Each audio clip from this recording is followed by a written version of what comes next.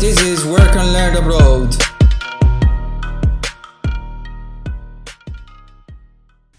Welcome to this new episode of Working and Learn Abroad. Today we have Marco. How are you doing, Marco? Oh, good. So Marco is going to tell us about his experience about working abroad as a professional in IT companies, right? Yeah. And also he's going to talk about his experience, how he removed his challenges, and some techniques or advice for getting a job abroad. Sure. So Marco, maybe if you start to talk about yourself a little bit. Okay, I'm gonna try to make it easier for everybody. So, hello everybody, my name is Marco. I'm originally from Italy. I live here in Dublin, along with my family that is composed by my girlfriend, that she's called Federica, and my son that is just 15 months old. He's Italian too at the moment. I'm a software engineer, happy to stay in Dublin. Don't know for how long, but for the moment here I am. Great. And Marco, maybe if what's your motivation about being abroad? Okay, so that's a challenging question. Okay, different reason. So for sure the main driver at the moment, at least for me and my girlfriend, was actually the work.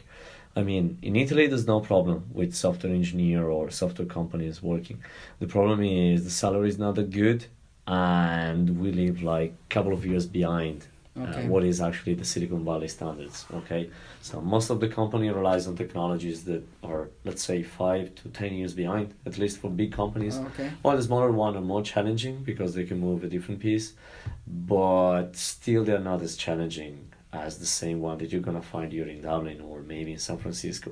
So that was the main driver, along with the salary. And when this idea was started to be in your mind? Okay, it settled in my mind when I was like 23, 24 years old, and then is actually when I did my first move, even before making my family out. It's like I moved to London when I was 24 years old.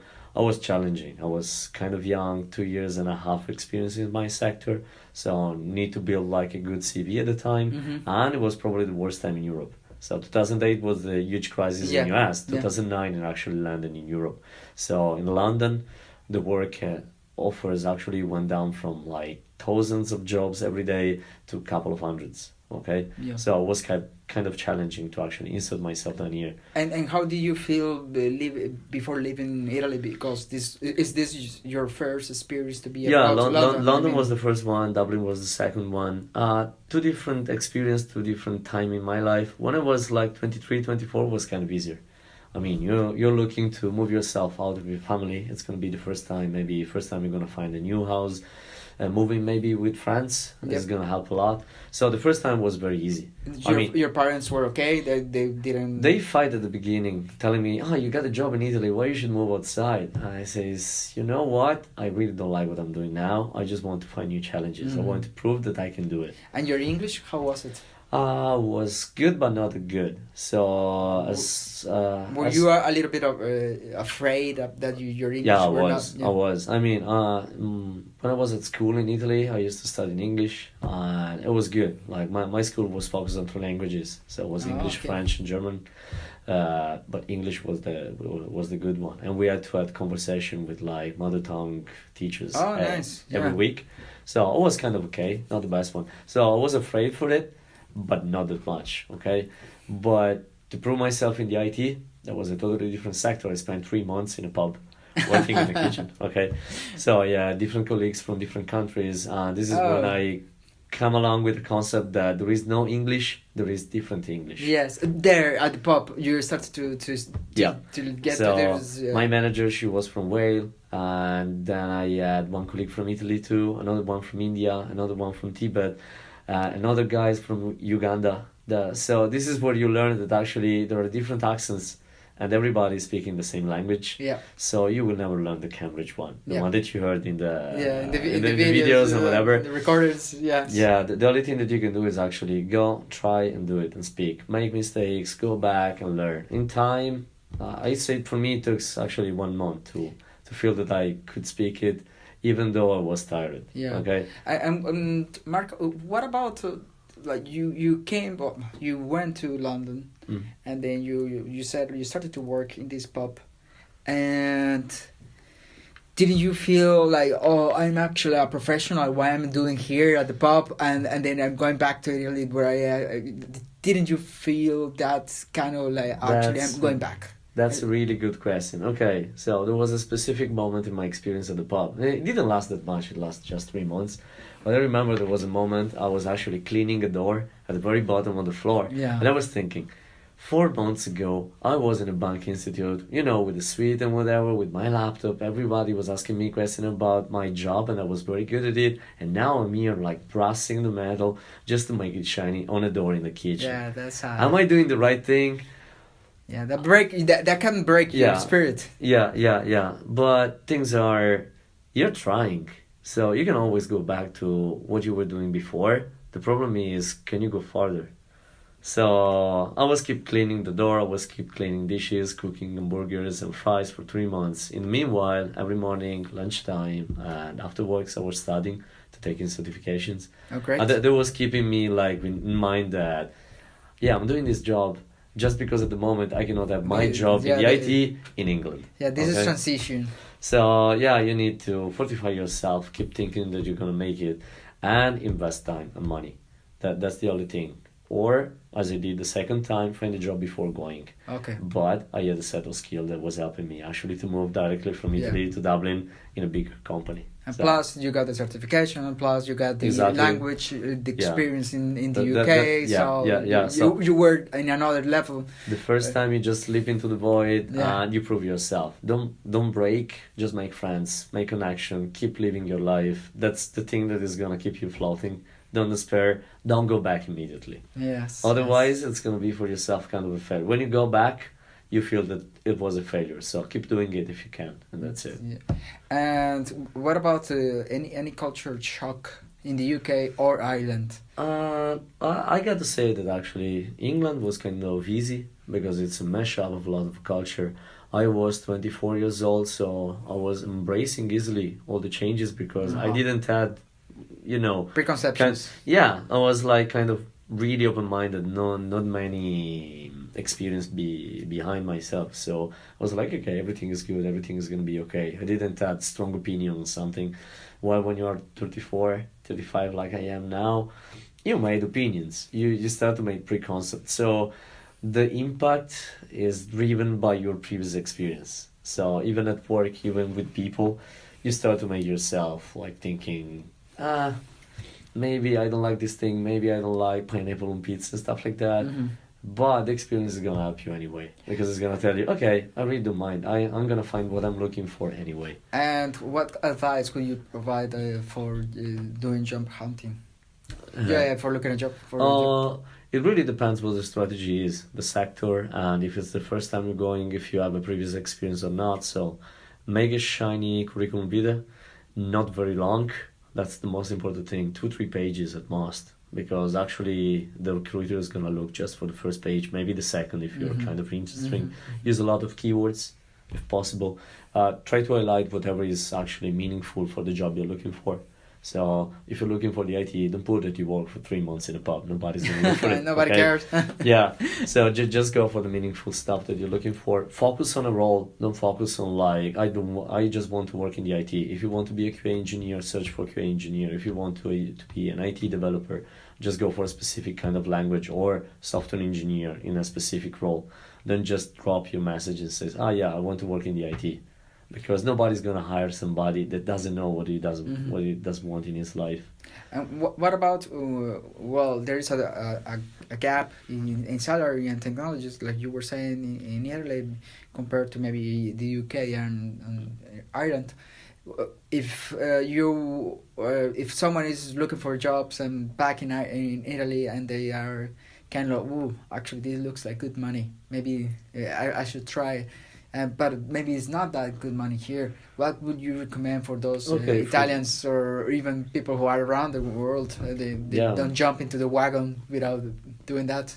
That's a good question. So in my case, I was actually kind of double of the salary when I moved, and it looked very good. Too good. Shiny and yeah, and it says, is it really good as you were saying, or it is not? So I found a website that is called Glassdoor. Okay. I went on this website, I started to compare like for the same position in this country, what is going to be the average salary for a software engineer. It was my job. And I actually got the offer by my company was actually even higher than the average. Okay. So it wasn't just good, it was very good. Okay. So I just did apply for it, and I got shocked a couple of times. So I was telling to the recruiter a couple of times, like, could you repeat the amount, because it looks too shiny for me. Yeah. Like, here in Italy, I'm getting like this amount of money. This looks very good. So just check on the website. If you got friends, ask them. So if you got friends already abroad in this country, ask them the question. Tell them, like, do you think this is a good salary? This is gonna enable me to have a good life in this country, because maybe that's still good money, but you're not gonna have the same life that you have back in the country where you're coming from. And we had this use case in my team. There was a girl from Spain. She came back to her own country because the difference between the rent and the salary was so bad here in Ireland that actually in Spain, for lower salary, she was saving more money. Yeah. So make your calculation. Yeah, and that's one. That's a kind of a subject or something that we have talked over and over. One is networking, get to meet people, kind of get to know what is out there, right? And the other is that the standards are different. Yeah. So you might not be seeing the same standards that you might be seeing in your country, like housing, the price and the state of the apartment. It might be different, but you have to take care about what I'm getting here. I'm improving my language or improving my skills, like you said, technologies. So it's important for you. Once that you have arrived to Ireland, is it the first time that you've been working in Ireland? Yeah, it was the first time for me. So how was that? Those couple of months? The first 2 months working in this company, was kind of shocking. Like, I was used to, just work, release stuff, make it work if it didn't work, hear the customer complaining for stuff, and then go back. But in this company, standards are very high. So you need like quality assurance test, unit test before actually releasing everything. Then there is a feedback from the customer. There are different environments before getting to real production. So you're going to collect all the errors and feedback before. And if you hit production with something, usually 99% of the time it's working. While back in Italy, 50% of the time wasn't. Okay. And there is That's a lot. Nice. Yeah, it's a big company, so bureaucracy is kind of heavy. And it's kind of normal, but I see management is working, making it kind of easier. And so even like being listened wasn't the thing that I was used to. Yep. So usually for me it was like, you do what I'm gonna tell you. Yep.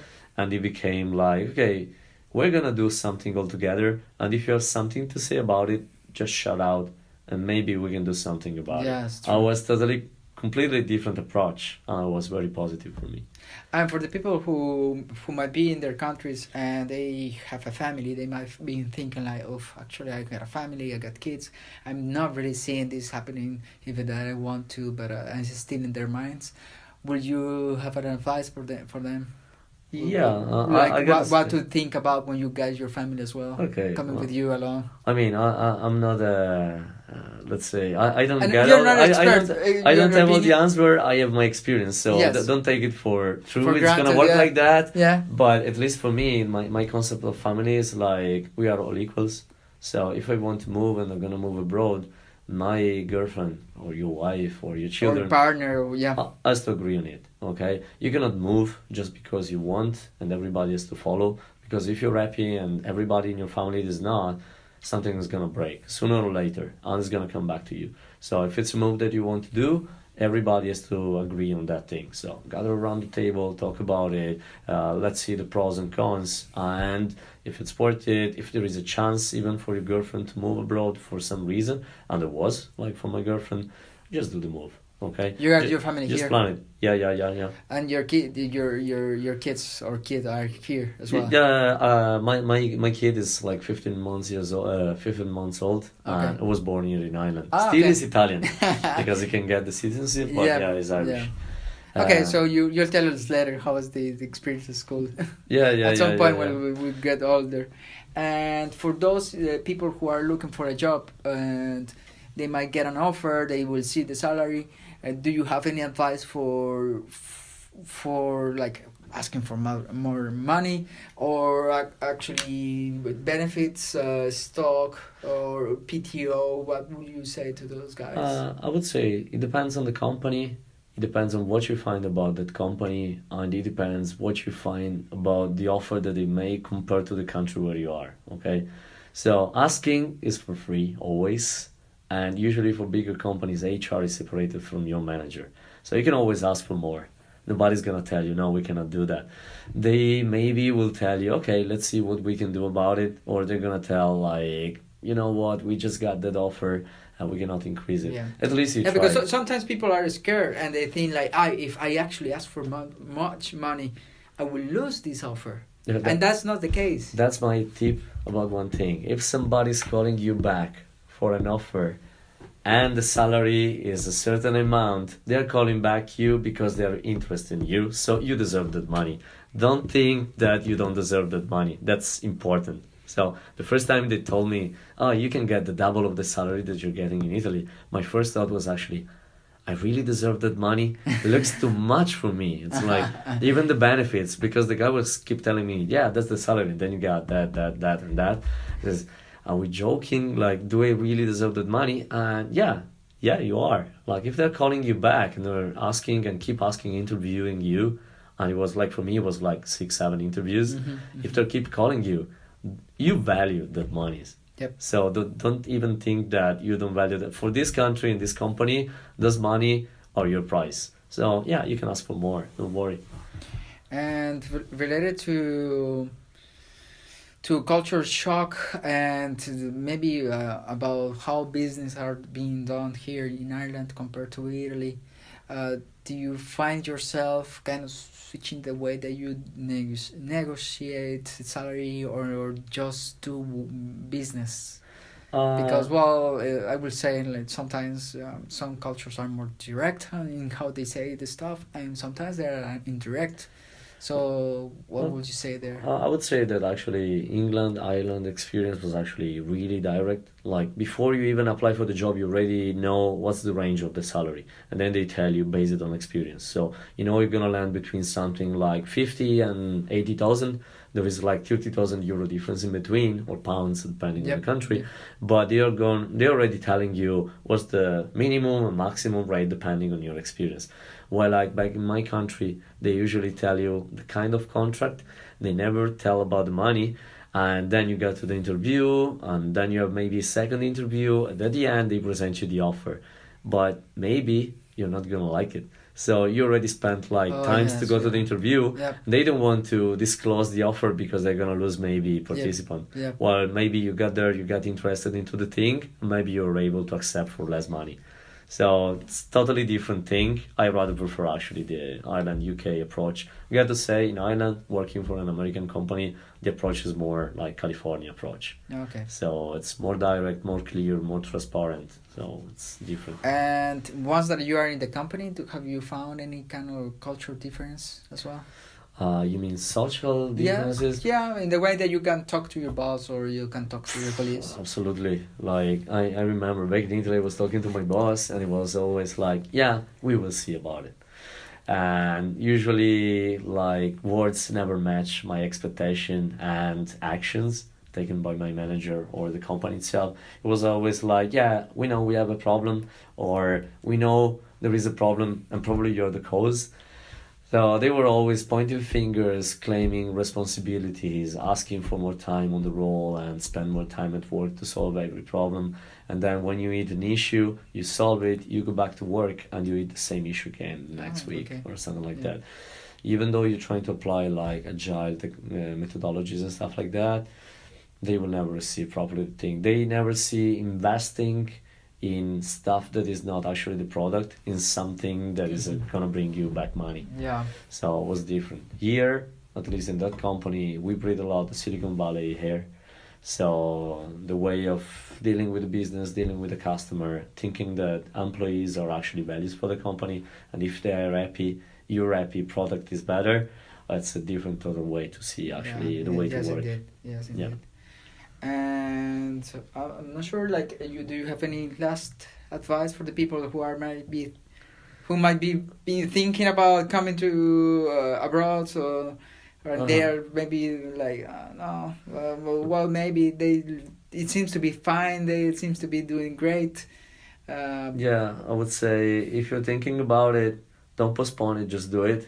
Because life is short. You're gonna find yourself old in your bed, and you're gonna look back and say, "What if?" And you never done it. So just do it. Just try. It's an experience, and it will never like leave you, let's say, depressed. Like what you're gonna bring back is gonna be money, experience, skills, even though you failed. So it's gonna be a growing process anyway. So just do it if you can. If you don't have to leave behind like sick families or whatever, if you get the chance, do it. Great. Well, thank you so much, Marco. I'm not sure if there's a way for the people to contact you. Yeah, no problem. They can search for me on Facebook. Okay. So Marco Bartolini, Okay. if they want, or they can write me an email that is not very easy to spell, but is axlesse@gmail.com. Great. So if they want to write me for any question, don't worry. I'm very happy to answer. Great. Thank you. In my case, you can email to leonardo.martin@pm.me. And we'll keep posted. We will have people in the program that you see, as Marco, that has been having this brilliant experience abroad. Thank you, Marco. You're welcome, Leo. Ciao. This is Work and Learn Abroad.